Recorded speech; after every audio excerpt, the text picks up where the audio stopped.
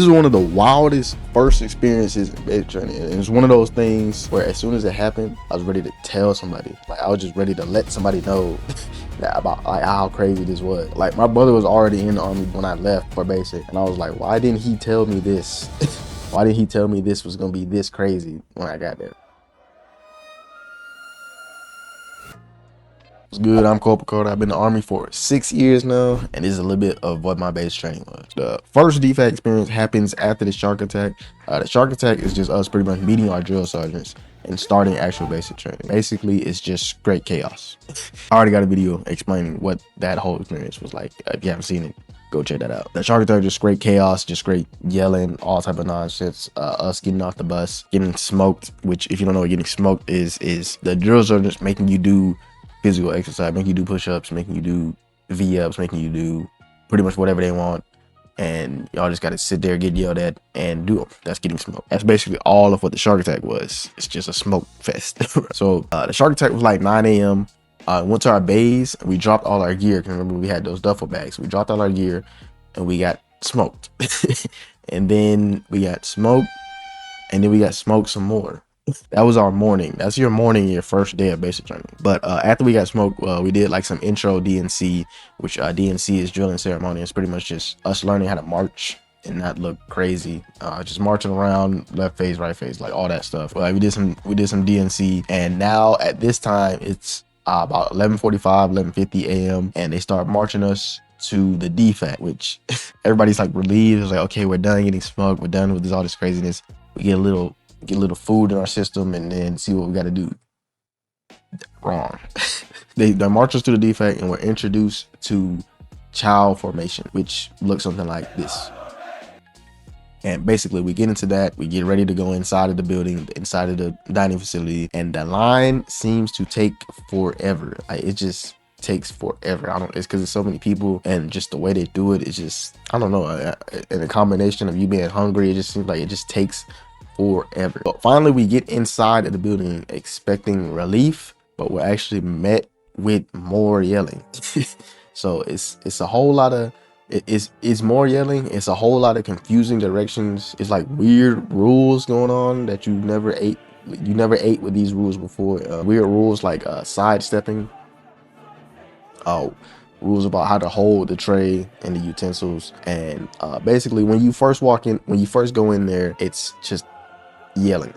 It's just like the shark attack again. It's like it's happening again. It's just a whole bunch of yelling. All the drills are yelling at us. Confusing. It's chaotic. You gotta sidestep with your tray like this to your chest, and you can't. It's not like you can walk in there. You can, all right, let me get this, and then you sit down and eat. No, it's not like that at all. You're getting controlled like I don't know how to describe, like a robot. Pretty much all of y'all are just robotically doing this with a whole bunch of yelling in the back. So I sidestepped to the counter thing with my tray. Two things started confusing me right out the bat.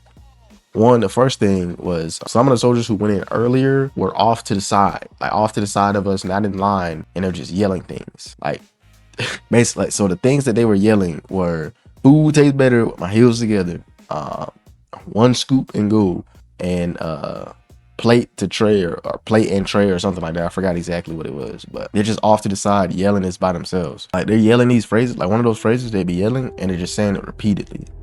Like, just to nobody, well, to all of us, like we can all hear them, but they're just yelling it like out in the open, standing at attention, just yelling it. And I'm just looking like, what is going on here? So what I realized was, in all the yelling between the drill sergeant and the recruits, this is what happened if you messed up. So if you messed up and you didn't sidestep, or if you didn't sidestep or you didn't stand at attention, you would say food tastes better with our heels together. If you got more than one scoop of something at the self-serve, drill sergeant would pull you off to the side, and you would have to repeat those phrases to the whole DFAC. So like they would make you repeat that just over and over again, and you have to be loud, like you're yelling it. Actually, if you weren't loud enough, cook. You stay there just yelling repeatedly until they got either tired of hearing you, and then you could eat, or just somebody else messed up and they was like, you know what, just go eat. And they would pretty much take your spot of being in the yelling position. By the way, you were not given more time to eat if you got pulled to the side. So if you got pulled to the side and you had to do that for like 3 minutes, you didn't get more time when you finally sat down, right? You had to sit down, and then if your table was getting pulled, you had to go. you just had to go. So that was the first thing that like really confused me. The other thing that really confused me was the servers, like people serving the food. The servers were us.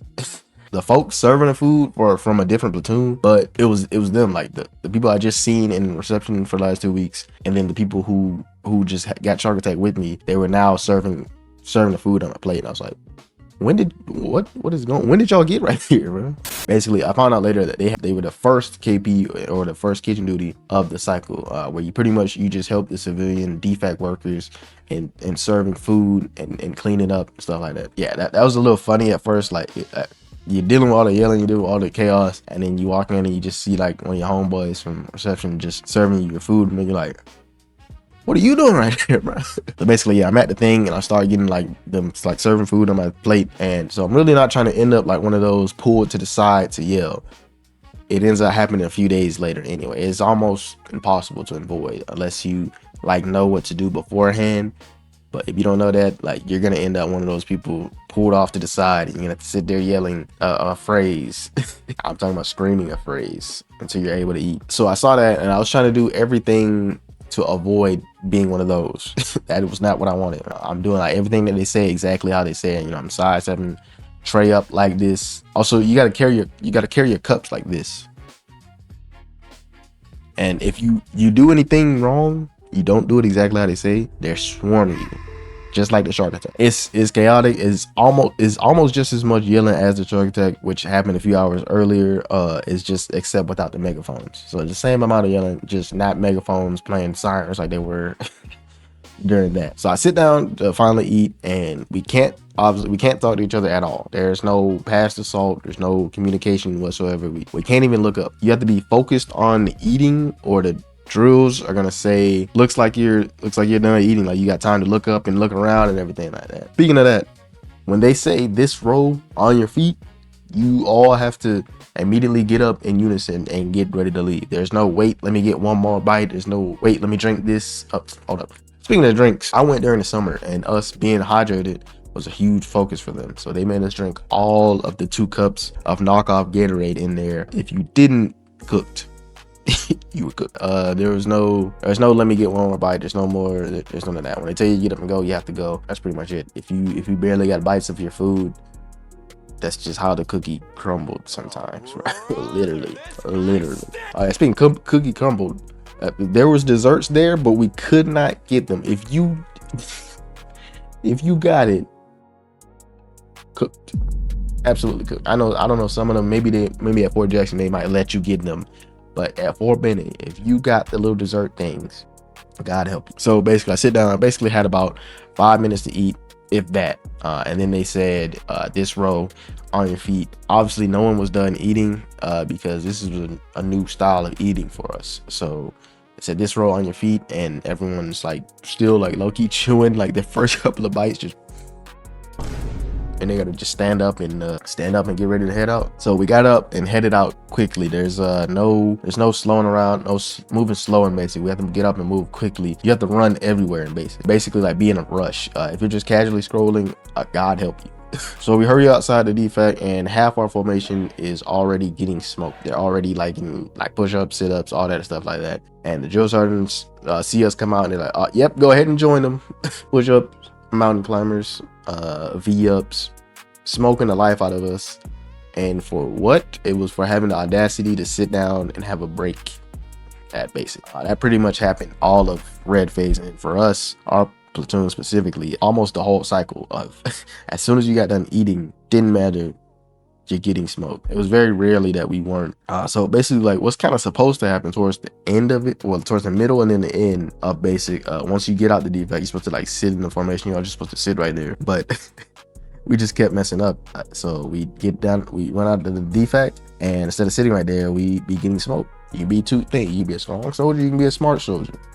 But yeah, that's pretty much what that first experience was like. First one was the craziest, and obviously you start getting used to it after a few weeks. But the first one is like, yo, this is how I'm supposed to be eating. How I can't even focus on eating with all of this chaos going on, bro. There's people, and our people yelling.